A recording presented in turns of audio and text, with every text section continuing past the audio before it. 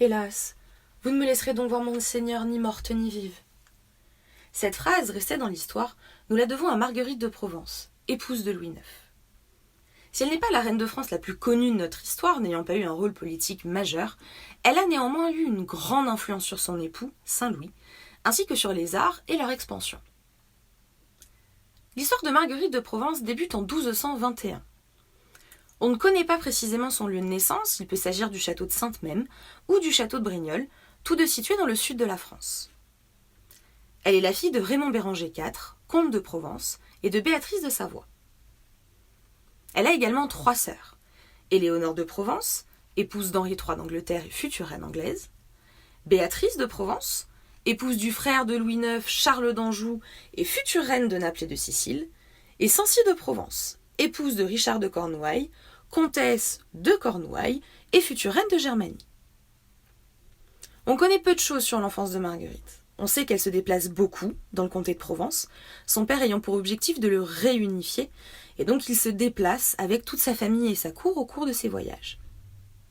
Marguerite est donc habituée très jeune aux us et coutumes de la cour, et notamment celle de Provence, qui est réputée pour sa culture, ses poètes et ses troubadours.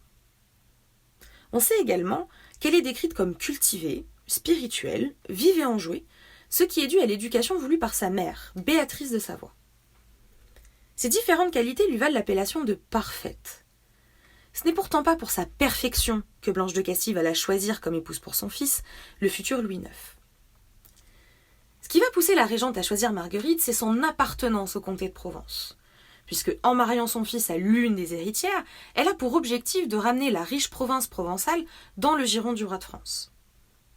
Mais avant cela, encore faut-il que les 2 jeunes gens puissent se marier. Et ce n'est pas forcément gagné. En effet, il existe un lien de parenté entre Marguerite et Louis, ce qui empêche de prime abord les fiançailles, puisque les mariages consanguins sont illégaux. Mais le pape Grégoire IX lève l'empêchement de mariage pour consanguinité, autorisant de fait leur union. Louis et Marguerite se marient le 27 mai 1234 en la cathédrale de Sens. À l'occasion de ce mariage, le puissant comté de Provence se voit rattaché au royaume de France. Il ne sera véritablement intégré cependant qu'en 1481, après de nombreux rebondissements. Mais revenons-en à Louis et Marguerite. Si bien souvent les mariages arrangés ne sont pas gages d'amour, il n'en va pas de même pour eux, puisque une véritable passion va se développer entre les 2 jeunes gens, même si la religion ou la mère de Louis IX font parfois obstacle. Par exemple, lors de la nuit de noces. La jeune Marguerite s'attendait à recevoir la visite de son époux. Cependant, il ne vint pas, et ce pendant 3 nuits, respectant ainsi les 3 nuits de Tobie recommandées par l'Église aux grandes dames de Marguerite. Cela va ensuite être au tour de Blanche de Castille de s'interposer dans l'amour qui les unit, estimant que la seule relation nécessaire entre eux est celle visant à donner des héritiers à la France. Cette tâche, qui incombe à la reine, Marguerite va mettre plusieurs années avant de la remplir, tant et si bien que la cour commence à craindre qu'elle ne soit stérile. Sa belle-mère va même jusqu'à lui proposer de l'accompagner en pèlerinage auprès de la tombe d'un moine réputé pour accorder la fécondité. Sans succès. Durant 6 longues années, aucun enfant ne naît de l'union royale. Mais au bout de 6 ans, le miracle se produit et un premier enfant voit le jour, une fille nommée d'après sa grand-mère paternelle. Pour la petite histoire, la fameuse phrase « Hélas, vous ne me laisserez donc voir mon Seigneur ni morte ni vive » de Marguerite de Provence, c'est au cours de l'un de ses accouchements qu'elle la prononcera. Selon les termes de l'époque, la reine est en grand péril de mourir suite à son accouchement, et c'est à ce moment-là que Blanche de Castille essaye d'arracher Louis du chevet de sa femme. Elle s'évanouit alors, faisant craindre à tous son trépas. Louis se retourne immédiatement au chevet de son épouse, et c'est l'une des premières fois où il va désobéir à sa mère. Marguerite se remettra de cet accouchement difficile, et elle en aura d'autres, puisque ce fut l'une des premières femmes à être délivrée lors de son accouchement par un outil ressemblant à nos forceps actuels. Et elle donnera 11 enfants au total à Louis IX et à la France, dont le futur Philippe III le Hardi. 3 de leurs enfants naîtront d'ailleurs au cours d'une croisade qu'entreprend Louis IX et durant laquelle Marguerite l'accompagne. Au cours de cette croisade, le roi est capturé, et c'est là qu'elle va démontrer toutes ses qualités en matière de politique. Jusque-là, elle s'était principalement consacrée aux arts, son enfance au milieu de la cour de Provence l'ayant durablement marquée, et elle va d'ailleurs faire de Paris la première ville littéraire de France. Mais même si son époux lui accorde toute sa confiance et écoute attentivement ses conseils, Marguerite n'est pas une femme politique comme sa belle-mère, loin de là. Mais aux grands mots, les grands remèdes, et lorsque son époux est capturé, que les bourgeois se mutinent, menaçant de l'abandonner alors qu'elle vient de mettre au monde un enfant, elle décide de prendre les choses en main. Pour sa survie, celle de son enfant et celle de son époux, le roi. C'est elle qui va négocier avec les bourgeois pour qu'ils restent, leur promettant qu'ils auraient toute la nourriture qu'ils souhaitaient et que lorsqu'elle se tarirait, ils pourraient partir. C'est elle également qui va rassembler la somme demandée comme rançon pour la libération de Louis et des hommes capturés avec lui. Au cours de cette croisade, Blanche de Castille meurt.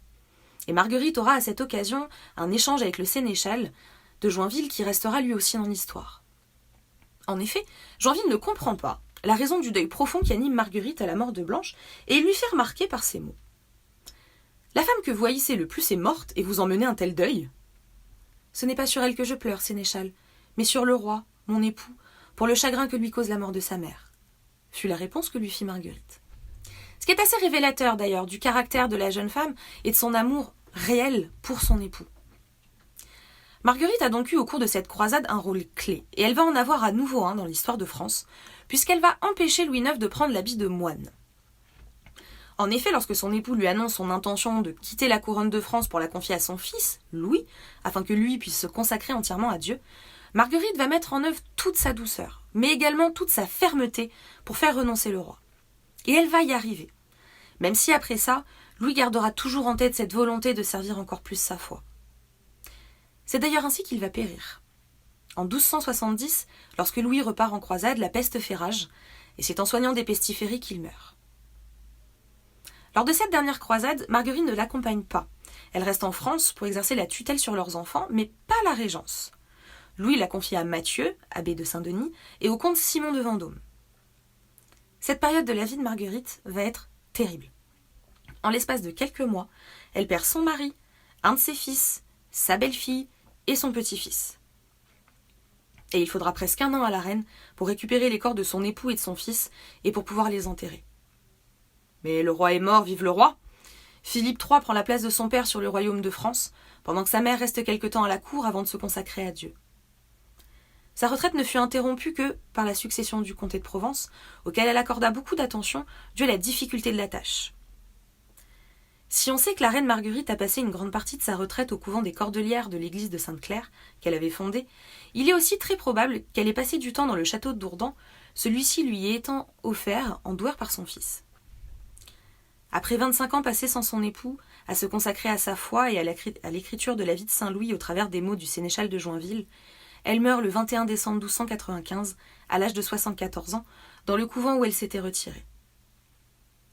À l'annonce de sa mort, Édouard Ier d'Angleterre fit adresser aux évêques de son royaume une lettre, dans laquelle il leur demandait de prier pour l'âme de sa tante, la reine-mère de France. Elle est inhumée auprès de son époux, Louis IX, et sur la plaque de cuivre dorée qui recouvre son tombeau furent gravés les mots suivants. Ici gît la noble reine de France Marguerite, qui fut femme de Monseigneur Louis, jadis roi de France, et qui trépassa le mercredi devant Noël, l'an de l'incarnation de notre Seigneur 1295. Priez pour elle.